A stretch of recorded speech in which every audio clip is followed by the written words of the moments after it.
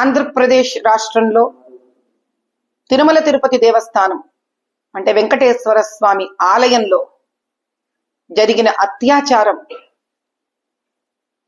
మాటలలో కూడా దాన్ని ప్రకటించలేనంత దౌర్భాగ్య స్థితి అది.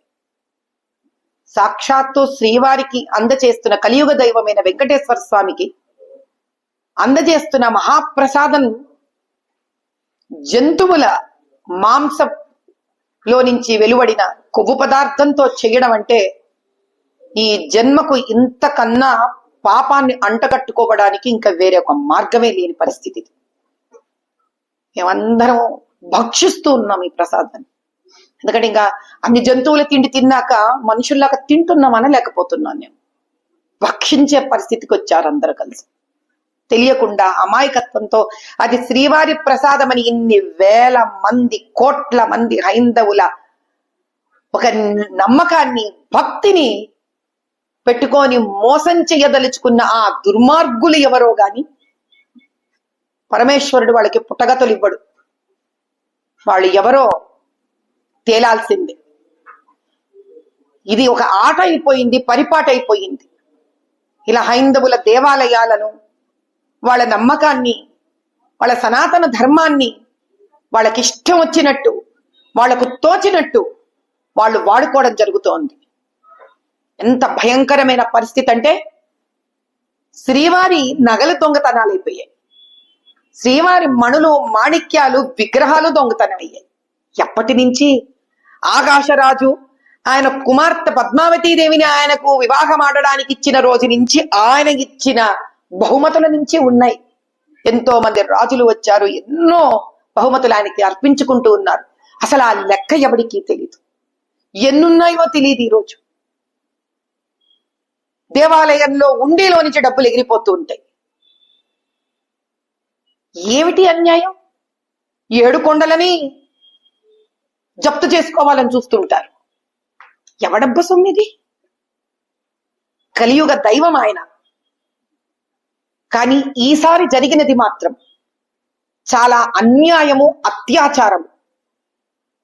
డబ్బు తింటే వీళ్ళు డబ్బు తినే రాక్షసులు అనుకోవచ్చు, కానీ దుర్మార్గంగా స్వామివారికి జంతు మాంసానికి ఇచ్చిన కొవ్వు పదార్థాలు పెట్టి వేల కోట్ల మంది నమ్మకంగా తింటున్న ప్రసాదాన్ని మా వరకు అందేటట్టు చేశారు వీళ్ళు. ఈ శాపం ఊరికే పోదు. వీళ్ళెవ్వరికి ఎవరు చేశారో ఈ శాపం ఊరికే పోదు. కాబట్టి ఇప్పటికైనా మేము ప్రభుత్వాన్ని కోరుకునేది ఒకటే, కేంద్ర ప్రభుత్వాన్ని.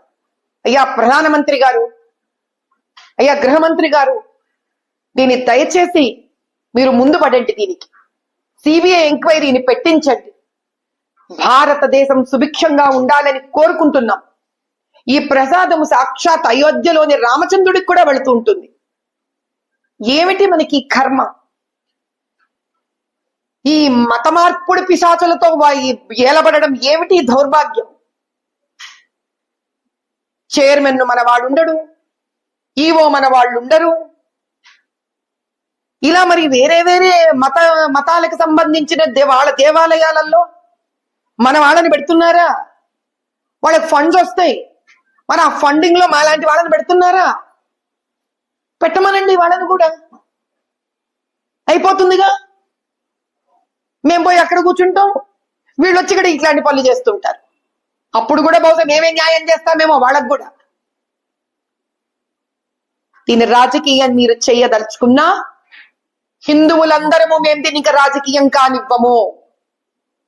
ఈ నిజం బయటికి వచ్చేంత వరకే మీ ఆధీనంలో ఉంది ఈ విషయం. ఈ నిజం బయటికి వచ్చింది, పటాపంచలయ్యింది. మాలోని ప్రతి హైందవుడి మనసులో ఉన్న వెంకటేశ్వర స్వామి జాగృతమైనాడు. ఇప్పుడు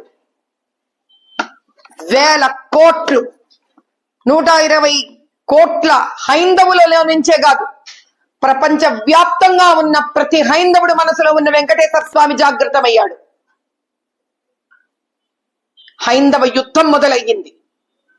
చూస్తాం ఏ విధంగా దీనికి న్యాయం జరగకుండా ఉంటుందో మేము చూస్తాం. ఇది చేసిన ప్రతి దుర్మార్గుడు బయటికి వచ్చేంత వరకు మేము ఊరుకోము. అహర్నిశలు పోరాడుతూనే ఉంటాం దీని గురించి. నేను ఖచ్చితంగా పోరాడుతాను. పోరాడి దీని సత్యం బయటికి వచ్చేంత వరకు ఊరుకోను నేను. జై బోలో సనాతన ధర్మ की जय।